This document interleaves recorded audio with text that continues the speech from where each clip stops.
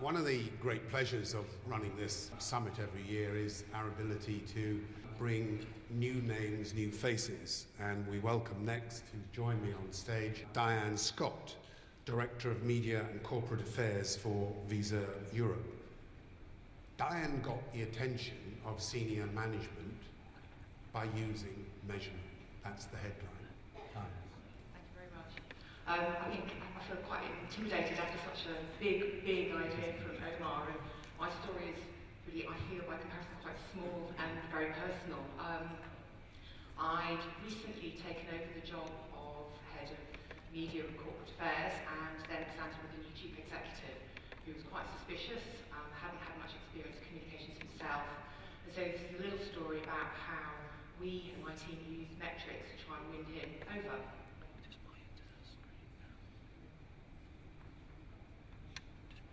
So first of all, probably just worthwhile introducing Visa a little bit. I know you all think you know exactly who we are because I'm sure you all have a Visa card and I'm sure you're all using it very heavily.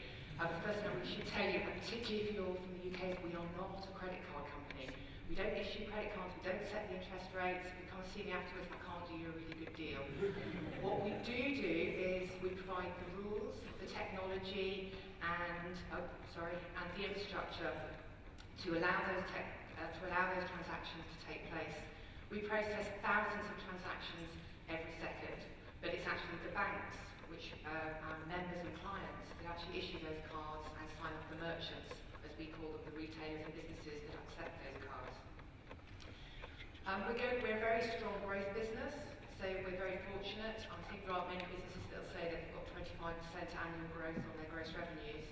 And that's driven a lot by innovation. So whether it's the tokenization that underpins things like Apple Pay and Android and make sure those transactions happen safely, or down to the proof of concepts that are pushing the boundaries of what we can do with payments. So a couple of weeks ago we had a partnership with Henry Holland, who's one of our top British designers. He had his menswear show a couple of weeks ago.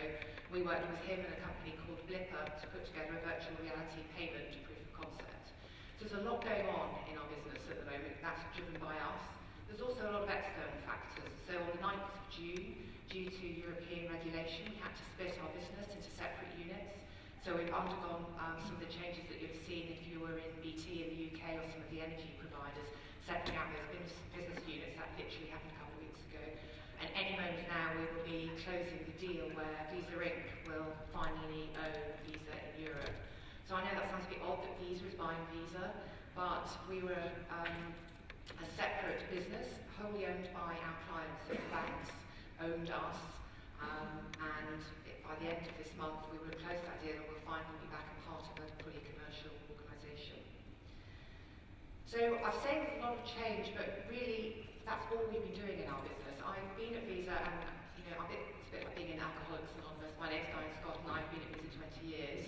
It's a long time, but really there's always been a lot of change in our business. And when I joined the brand management team, and it's only 2 years ago that I took up the post of Director of Media and Corporate Affairs. And I mentioned branded because I grew up in an environment where I had huge budgets. So I probably wouldn't get out of bed if I didn't have a budget that was less than €1 million. You know, for TV production, media production, and the just buying the media space was huge. And that meant I could afford really big research budgets. So I could go and I could get some really good qualitative research, I could get quantitative research, and I could buy in some economists to come in and do econometric modelling that would directly tie back the impact of my advertising to my business. Then I joined the corporate communications team and I found out that I had budgets that were very often €10,000.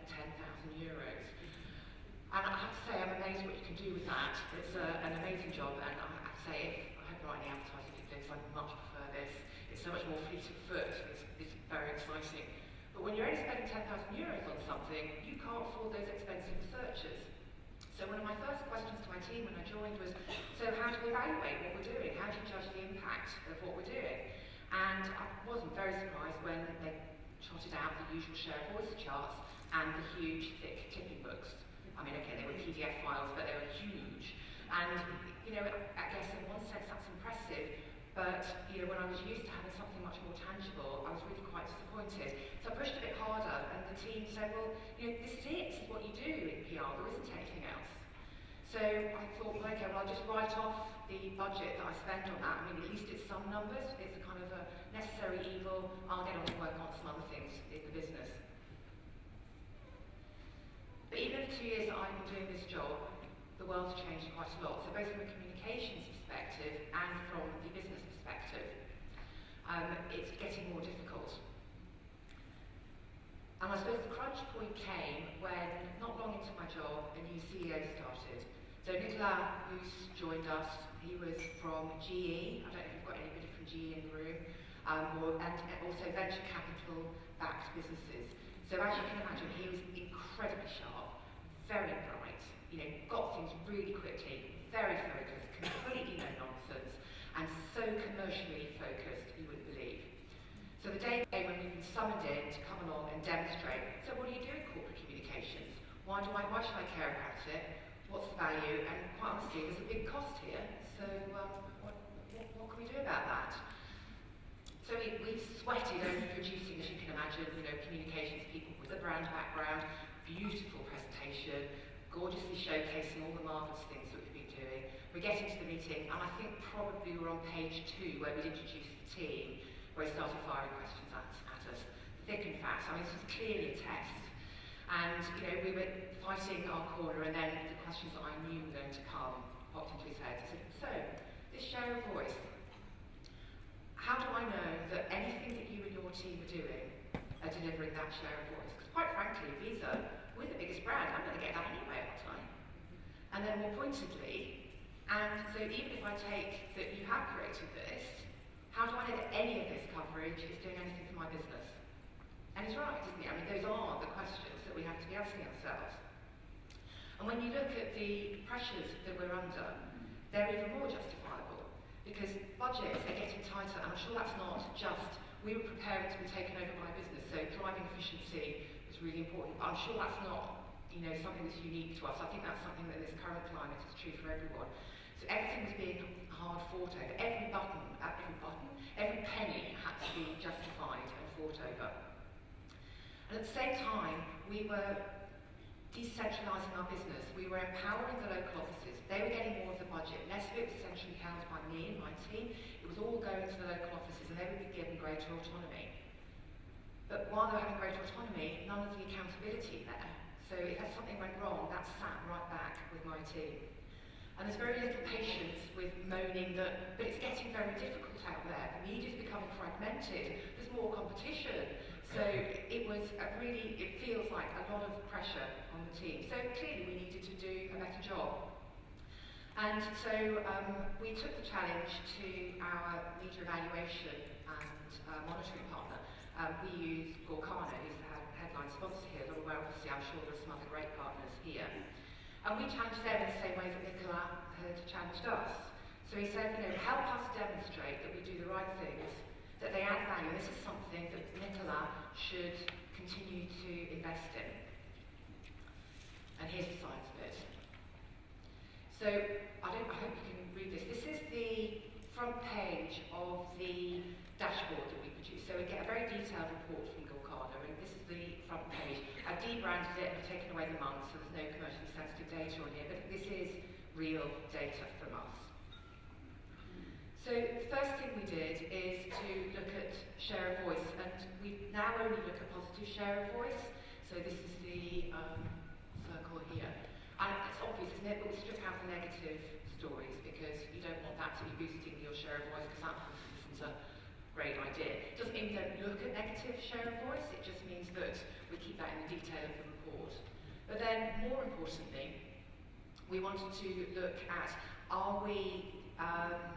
is that down to us? So one of the things that we started doing was talking to our PR agencies, providing them with the clippings that we're evaluating, and asking them to tag them.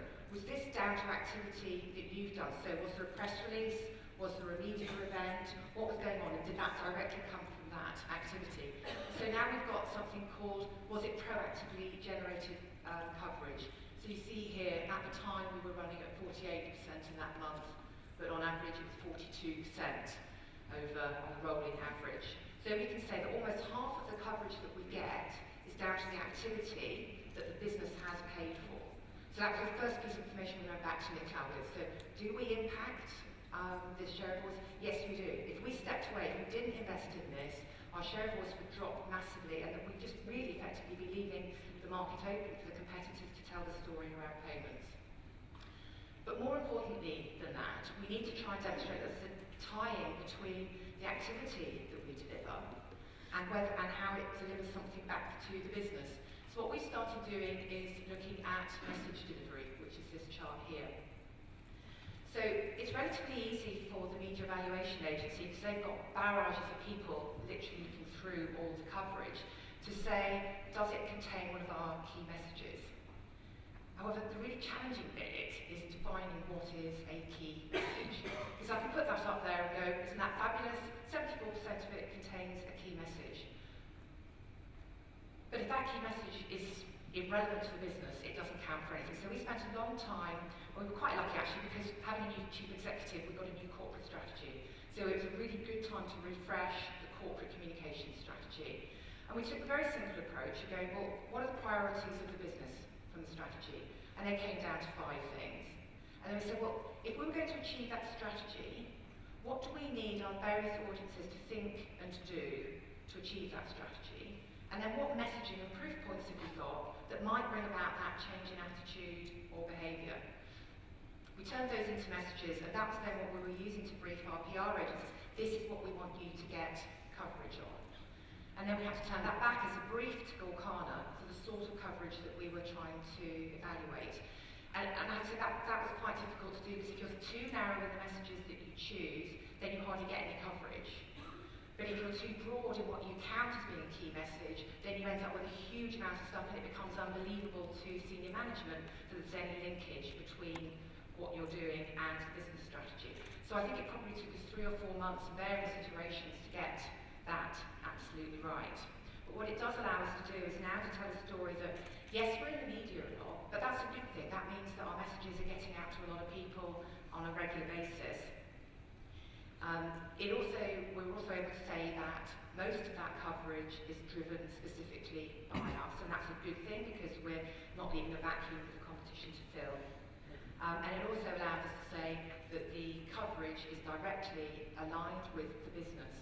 And then I think the piece that's then missing is you have to really allow for the qualitative piece, which is the people on the ground saying it is easier for me to do business because I know that these messages are out there. So we also look at it at a country level, and this is quite interesting, because as we were decentralising, the local offices have a lot more control over what they can do. So providing them with this report so they can see how they can stack up against the other regions has been really helpful in creating a sense of competition. And I have to say, you shouldn't use this in isolation. So if we look at the proactive coverage, we've got the Nordics there, which looks like 18%. That looks really poor.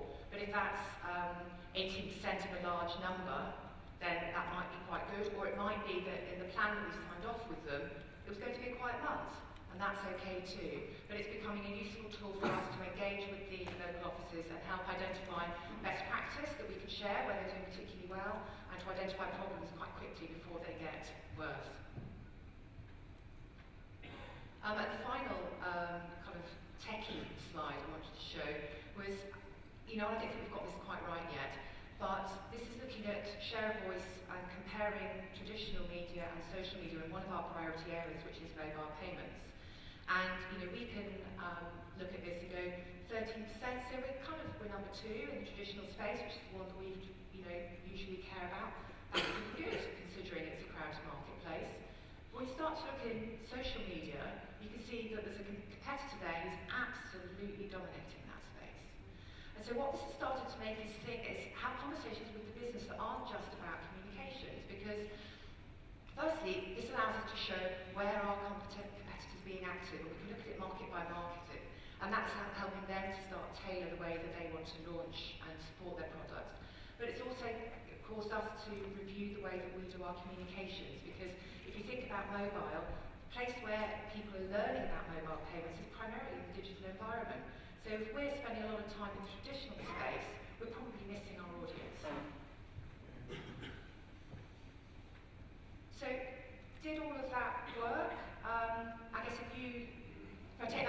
original questions that I had from our chief executive when he was challenging us on that day a couple of years ago, well, I'm still here. I'm still running the media and corporate affairs team, so I think that's a good start. And perhaps this sounds a little bit self-congratulatory, but we were awarded the second highest performance rating for a team in 2015. And when that means you're up against business units that are profit and revenue generating, for a support function to get the second highest rating, I think that's phenomenal. It was something we hadn't come close to achieving before. And while I won't say that's solely down to us putting in a more robust approach to evaluation, it certainly gave us the ability to demonstrate what we were doing and have a different sort of conversation. And it positioned us as people who were business savvy, because one of the perhaps unintended benefits of this is because of all the focus on the corporate strategy and aligning our messaging with it, our team have become really well versed in what matters to the business. So what we're finding now is that we're invited into the business conversations, not just because we have to do the fluffy PR bit and launch it at the end, but because we'll bring insights from the evaluation and monitoring that we're doing, and we'll bring real value to the business. And I think from the team perspective, we stopped doing that knee-jerk, oh my God, our share of voice has dropped 2 points. We better find something to do. Quick, what can we get out there that might just get our name in the media? And instead, it's much more creative because we're looking at how do we get the right message out. So yes, of course, we still need to maintain a certain level of share of voice, because if you're not out there enough, nobody's seeing your messages. But it's much more making sure that we're doing creative communications that get the right messages out there. It's not done, and partly because I love change, so you've got to keep pushing these things, haven't you? But the 2 things that I'm very focused on is, one, now we've been doing this for a while, and we've been sharing these reports with the general managers in the sub-regions. While we go through the planning process for the next fiscal year, I want to spend some time with them, breaking down our corporate KPIs into regional KPIs that they can jointly share with us, so that their remuneration will be tied to those measures as well as our own. And I'm pretty confident about that because we've been sharing reports, they understand them, and we use them on a quarterly basis with them. And the second thing that I really want to do is to tackle this alignment of social media and traditional media. I don't think we've got it right. It still feels a little bit like we're comparing apples and pears, but it's something I want to spend a bit of time on. And if nobody has any questions, if anybody's got the answer out there in a minute, then please put your hand up and tell me, because I'd love to hear what you've got to say. So, really, I think these are self-explanatory, and I've kind of talked about them as I've gone through. But while you're trying to come up with some questions, if I just say, I think some of the key things are really that make sure you've got an expert partner. Don't just go with somebody who does the evaluation in a functional way. You want somebody who's going to spend some time with you, will sit down with you, really cares and is interested about your business, wants to help you succeed. Make sure you involve your PR agencies or your local teams early, because if they can buy into this, then they have to spend a lot of time tagging up all the clippings to make sure that you can demonstrate what was generated by you. And take some time to learn behind the scenes first. I say it took us 3 or 4 months to get the messages right. We didn't share the reports for the first few months, and we've still got shadow KPIs that we're still learning about, and which we'll use just amongst ourselves before we launch them to the rest of the business. So, learn step by step will be my key points. Thank you very much. Thank you, Diane.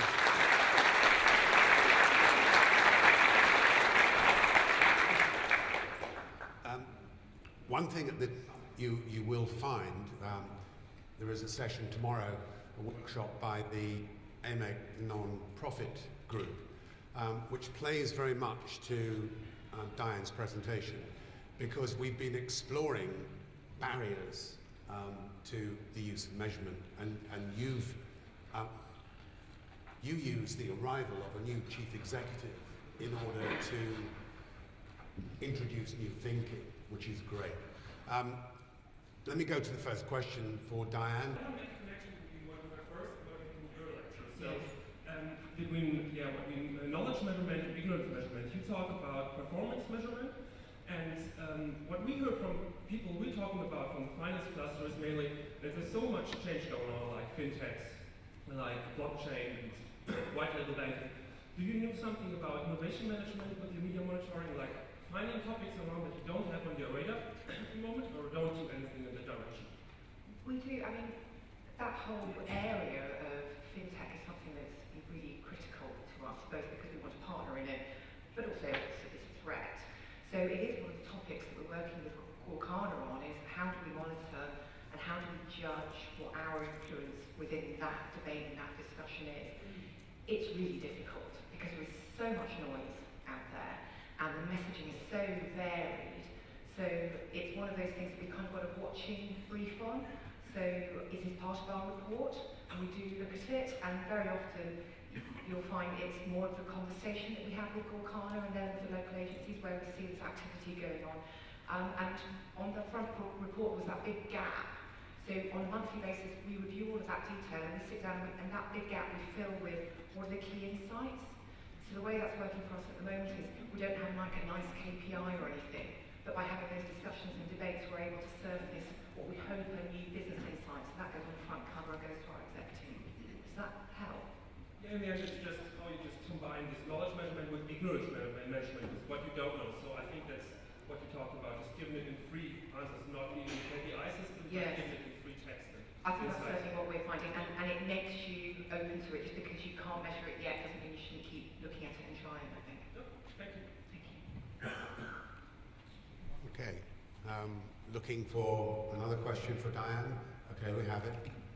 Hi, I'm Melza from Element. Interested around the landing the right key messages that align to your strategy. Have you got a bit more detail around how you were certain they were the right messages? Were they tested with your target audience? Do you refine them regularly? Did the messages change? Just interested how you got to that point where you're certain they're right. So we didn't test them, and actually I think that's a really interesting point. I think if I had more budget, maybe I would do some research around that. So what we did do was take a first stab ourselves based on what we thought, what we knew the strategy was. Then we tested it with the business owners, so they knew the people we were targeting. So is this the behaviour change you're looking for? Do you think these are the right messages? Is there anything we've missed? Any good proof points that we've not got? So it was quite helpful because it wasn't just about the evaluation, it was about helping us shape our strategy at the same time. I think once we then got them, there was a little bit of toing and froing both with Corcana in terms of do they work, do they give sufficient guidance, but then also testing them back with the senior management and going, do they buy that there is a level of alignment there. And the third piece I say is we have a lot of existing search, so we did plough through that as one of the first inputs. Perhaps not as scientific as it could be. Okay, thank you. There's another hand gone up. Hello, my name is Catherine Chopin from DNGL. Thank you for a very interesting speech. It's spot on to the struggles that we are having at the moment. And I wonder, in the budget discussion, the KPI or the metrics that you put forward that kind of help you the most prove your return on investment, what is that? It's the key message delivery. If it was one message, it's that showing that in the coverage that we've got, we're getting messages that are likely to bring about a change in behaviour or perception that is aligned with the business. However, it's so difficult, it's to Omar's point, trying to come up with one measure that's meaningful, it's so difficult, because if you then say, actually we only got one piece of coverage, then that doesn't mean anything, so you do need to balance it a little bit. Okay. We've time for one more at the front here. Cheryl, could you come and see me in the meantime? Microphone down here, thank you. Thank you. Colin Wheeler, I'm an independent consultant. The thing that gets me when you talk about identifying that content that's been generated proactively, and you're going to your agencies and you're asking your agencies to therefore, okay, tell me which of this 700 odd articles is proactively generated. Does that not eat into your agency time? Are you not therefore... One of the struggles that I think many of the people in this room will recognise is that clients want to pay for activity, they don't necessarily want to pay for evaluation and different ways of calculating what the right level of that is and what you would pay for it. So it seems to me you're using up cycles with your PR agencies. We are, yes, that's absolutely true. We do. It does eat into the retainer and the money that we have with the agencies, and that is the downside of this approach. But are you comfortable that that's a good value exchange? Well, it feels like it because well, I have to say, I've got, and for any of our agencies, I am sorry, but there is downward pressure on our budgets all the time. But I haven't yet got to a point where I'm feeling like I'm making a choice between implementing activity and being able to do. I mean, to be honest, it's intern work. You know, it's not hugely expensive. So, or time. It is a bit time consuming, but it's also in their interests.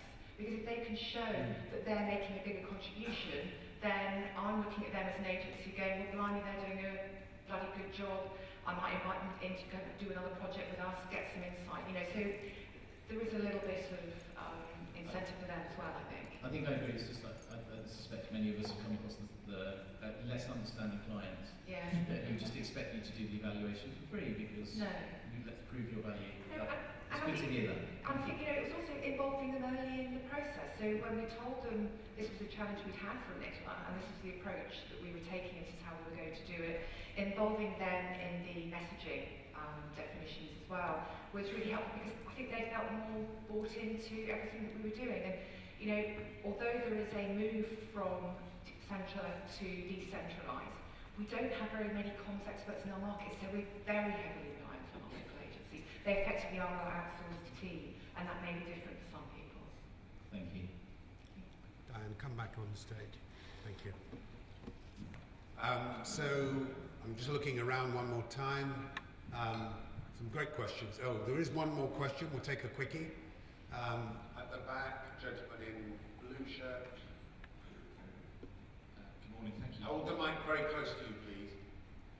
Is that fine? Can you hear me now? My question was around to what extent do you draw on using internal data for correlation against your results to basically prove the value of what you're doing? That's a really good point. Because as you can imagine, Lisa, we have masses of data. So certainly from the card usage perspective, we haven't yet tied it back to actual behaviour, except in very small instances. Very often, a lot of what I'm doing is at more of the B2B corporate level, where we're getting involved in the consumer activity. We do have a bit, so a very small example is there is a Visa travel app that's been relaunched recently, so we can directly correlate some of this activity to the number of downloads of the travel app. So where we can, we're trying to do it. I don't think we do it as well as we should.